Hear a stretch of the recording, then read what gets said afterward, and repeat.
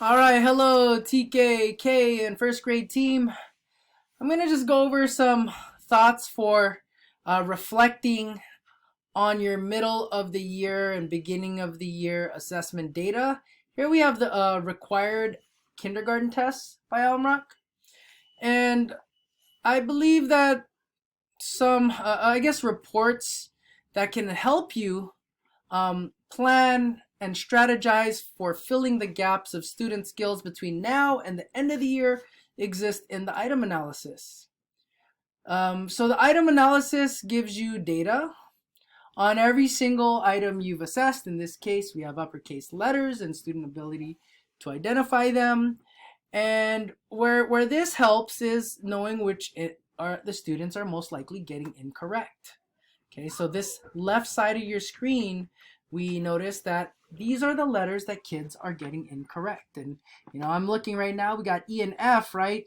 I could imagine those are easy to mix up. And then with the L and the E and the F kind of having similar shapes, right? So these seem like some high priority letters, for example, in kindergarten. And in your reflection, you would note those letters and maybe student groups that you would focus on these letters with, or how you would address them. Here we have lowercase letters, and we see that there's even bigger need for lowercase letters, gap filling for students. And then we have the sound symbol, right? What's the sound that they make? And again, noting the letters here, we got some commonalities, right? E. E is shown as one of those items. Okay. Then we get into our words, right? This kind of informs us, all right, which are some priorities, or if we just need to go through them again. We have our numbers, our counts, right? So counting to 10, where do we want to get them? What's our goal to get them to progress towards counts towards 100?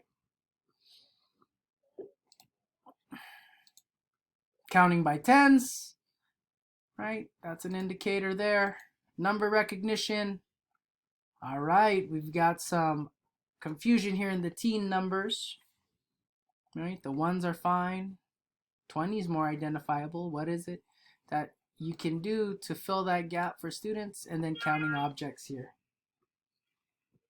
All right, so again, the goal is to review your data and identify where the gaps are. I think even more important is getting into that student progress chart, run that report, and now start looking at your individual students and seeing, all right, which of these students are showing the highest need, and then using, I would say, the percent corrects to identify maybe groups of kids that would need the remediation in the TK, K, and first grade standards. All right, go ahead and you can continue into your middle of the year data analysis reflection and complete the deliverable in Google Classroom. Thank you.